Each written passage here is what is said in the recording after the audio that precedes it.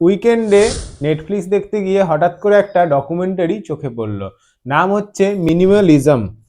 তা বেশি আশা ছিল না, দেখলাম ডকুমেন্টারিতে কি ছিল, সেটাই আজকে আপনাদেরকে জানাবো। এই ডকুমেন্টারিটা দেখে কি জানলাম।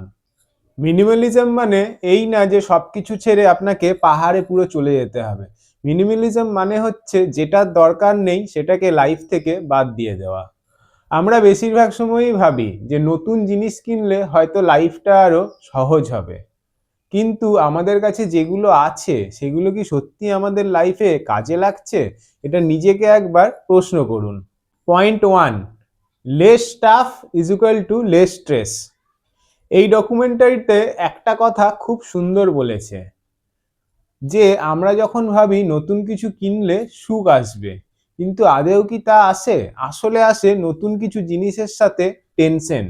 সেই জিনিসকে মেনটেনেন্স করা, সেটাকে পরিষ্কার করা, সেটা যদি ভেঙে যায় সেটাকে আবার ঠিক করা। মানে হচ্ছে একটা নতুন জিনিস ঘরে নিয়ে আসা মানে মাথাটাও অনেকটা বোঝা বাড়ানো। Point two, by intentionally.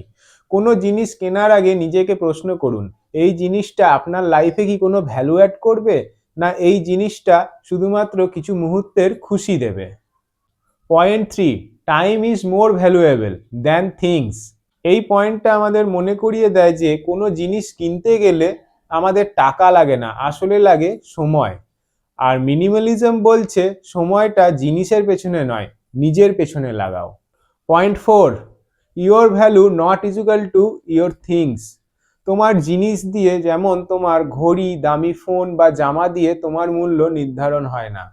তোমার সময় আর মানসিক শান্তি আর অভিজ্ঞতা, এগুলোই হচ্ছে তোমার আসল সম্পদ। মিনিমালিজম মানে সবকিছু ছেড়ে দেওয়া না। মিনিমালিজম মানে যেটুকু দরকার সেটুকু রাখা আর বাকি জিনিসটা ছেড়ে দিতে শেখা।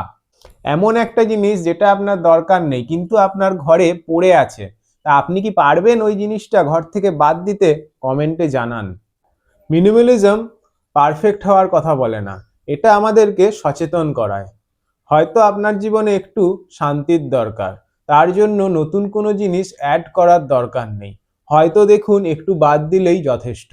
আমার নাম অনির্বাণ। রেল আর লাইফস্টাইল রিলেটেড ভিডিও এই চ্যানেলে আসতে থাকবে। নিয়মিত ভিডিও পেতে হলে চ্যানেলটা অবশ্যই সাবস্ক্রাইব করে দাও। আশা করি এই ভিডিওটা তোমাদের ভালো লেগেছে। দেখা হবে আবার এক অন্য ভিডিওতে। Don't push